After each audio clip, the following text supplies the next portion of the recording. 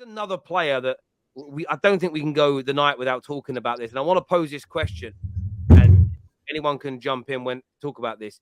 Is Trent Alexander-Arnold the best inside forward, inverted fullback, whatever we want to call it, inverted fullback, sorry, in the Premier League?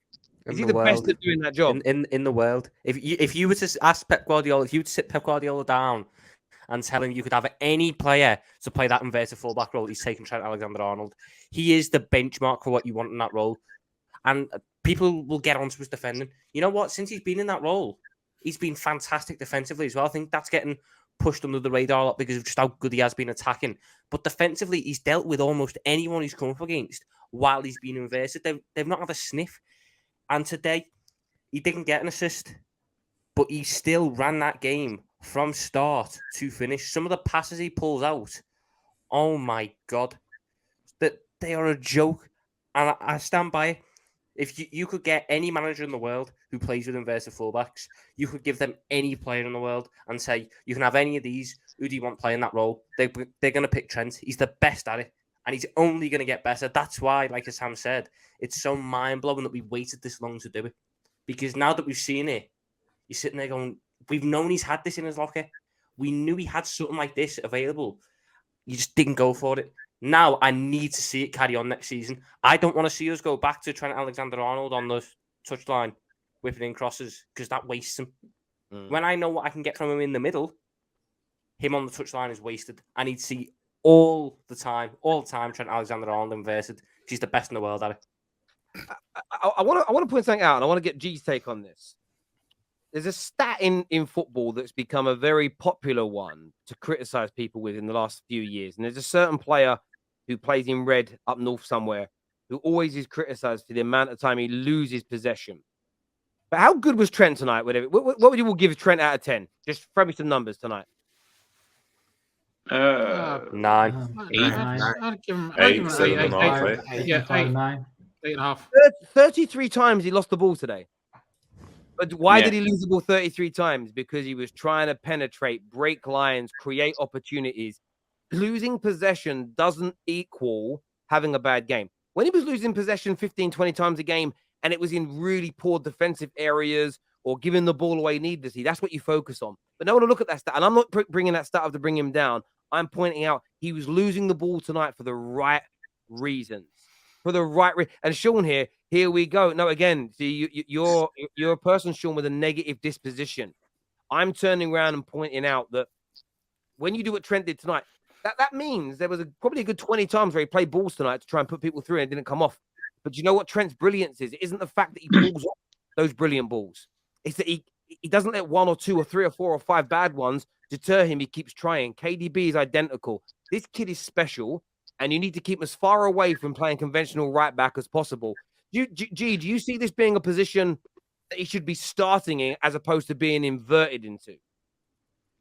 No, I think the inverted is better. I think it's better for the team because if he starts in that position, then I feel like then there's a lot more onus on the team to have to stick with a back three, even when we're defending. Whereas when we defend now, you saw him at times, he was over there on that right-hand side. Yeah. Harvey Barnes wasn't getting as much joy as he probably would get in a normal kind of game. So I think keeping it like this, I think it will help us because defensively, I'm kind of with Roms in terms of, we were still getting open. Yeah, I mean, if we didn't have Ali in goal, we could have conceded goals. And that's kind of been the theme for us. And I think that's something that Klopp needs to, it's not all, by the way, on Trent's side, by the way. That's just a team kind of thing. But we still need to work on how we are defensively as a team because I still think we're quite poor defensively, even though we got the clean sheet today. But that was just more due to Alisson having such a great game.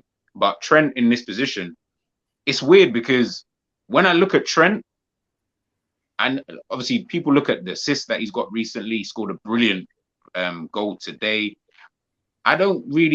He's not doing anything that I haven't seen him do. So he's not doing anything beyond like, oh my goodness, Trent is playing. I don't feel like he's playing out of this world. I feel like he's playing what he was kind of really doing back when we were, when we won the Premier League or when we won the Champions League. He's kind of doing the exact same thing. He's just doing it now from a central position. But what I would probably give Klopp props for is that he's allowing Trent to have the ball a lot more than he used to. Before, it was percentages. As Jerry has mentioned it before, it's all about the percentages. It's all about Get Trent, give him, I don't know, 20 crosses out wide. He might be able to get you 3 potentially on target. Not because he's poor, but just because they might, clear it out, blah, blah, blah. Now, we haven't got to worry about that. We ain't worrying about Trent going out wide, getting the ball into the box. Now it's Trent, get on the ball. Your passing is probably one of the best, if not the best, arguably in Europe. So get him on the ball a lot more. Let him dictate play a bit more. Let him have that kind of freedom that he clearly wants to have in the team. And then it allows everyone else to kind of, move around and do whatever. So I think when we're looking at Trent, if you look at his performances properly, you'll notice he's not playing out of this world. He's not doing anything differently. He's playing more or less like I've seen him play. The passes are all the same. Everything's the same, but he's doing it a lot more and he's doing it in the right areas. So that's why I feel like we look probably a little bit better going forward with Trent in the middle. But keep him there, man. Keep him there in that inverted. Don't change it. This is the thing, right? The problem is that, in an attacking sense, okay, we scored 3 goals today, but I still feel when bigger, tougher teams are out there, we still struggle to create chances a little bit. And Trent has performed admirably. He's done really well coming into a position that he's not, it's not completely alien to him. He's playing a little bit more centrally when we have the ball. But when people say, "Oh, he's playing this midfield role," it's not really a midfield role. It's just he's starting in a fullback role and he's moving into the middle rather than pushing right up. The question is, when we come up against really good teams who've got solid defenses, we still have struggled to some extent to break them down. Luis Diaz coming in, maybe that could prove to be an interesting addition because we have lacked that a little bit, and he's had some decent games, not so great today, but he had moments, and he's had moments since he's come in.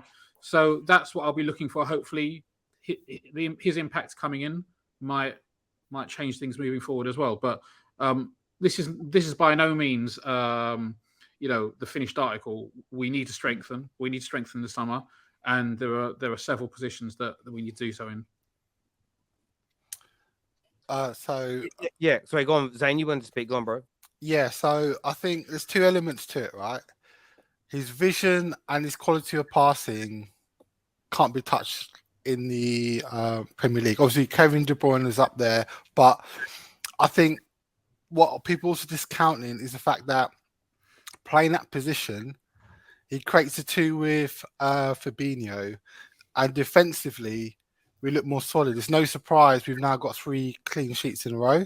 We've won 7 games, and I think what Klopp's done with the shape is that he's let Konate deal with the ball down the right because he's physical, he's fast, and he's a better defender. Let's keep it real, right? So what he's done is he's utilised Trent's best attributes, but also protected the team in making sure that in those dangerous positions, we've got better quality defenders. We're not saying Trent is a bad defender, but he has been exposed, right? And there's limitations to what he can and can't do. By putting him in that inverted role, you get the best of both worlds, where he's now understanding and he does run back now and get involved, but ultimately he's not been isolated one-on-one, which is probably his weakness, is those one-on-one defensive situations.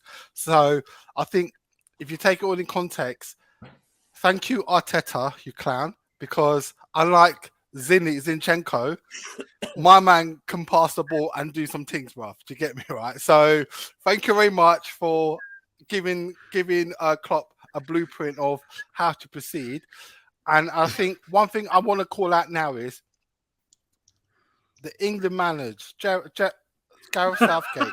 You're a prick, bruv. Honestly, the fact that you're not putting a quality player like Trent in your England team, bruv. There's a reason why you man ain't winning jack shit, bruv. You need quality, bruv.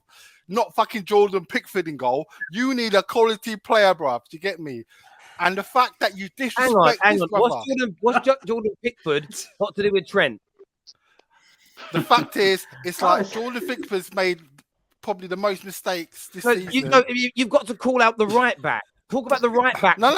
What I'm talking about, the point I'm trying to make here, Terry. All right, let me finish the point, and then you add your thing on why are you talking about goalkeepers? Trent don't play in goal. Okay, what I'm trying to say here, right, is that you put quality players across that team, bruv. Quality players. You're telling me you not putting Trent in the England team is not going to improve him if you build around quality players. That's the point I'm trying to make is, and the fact that Gareth Southgate does not put in Trent or build a team around Trent's qualities, it's madness. It's crazy. It don't make any sense. Look what, as I said, look what Klopp's done in the past, 8-9 games by utilizing the best attributes of Trent. Look at the difference. Look at the difference. Zane, let me ask you something. You see, obviously, these last 8-9 games, obviously we've been playing. Yeah, I feel like we're playing okay. I don't feel like it's been great, but it's been decent. But when we was going on these other runs earlier on in the season, quite a lot of people, content creators, fans, they kept saying the same things that we're kind of saying now. When we were playing with Darwin Núñez up top with Salah, and they were playing as a 2 in that kind of diamond. I remember the game against Spurs that we won. Everyone was like, yo, this is the formation that we got to go with, man.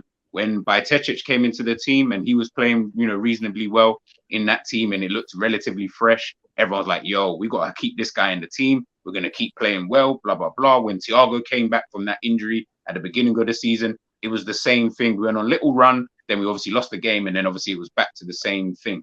Why is it now, and this is just for everyone, I guess, like, why is it now everybody thinks that because we're winning games now, all of a sudden we're back to somewhat, I'll tell you some why, type of thing. Like, I don't really get it, because for me it's the exact same thing. I'll tell you why, because I think it's because we're on our longest run. The 4-4-2. But is that what it is? Is it just because we're on a run that everyone's getting excited? And like, these wins are sustainable now. These are actual sustainable wins with actual sustainable performances. But we were saying that before, though. That's the bit that I'm getting. What if, say for example, we lose a game? Let's say we lose our next game. Is everyone going to kind of turn on this tactic?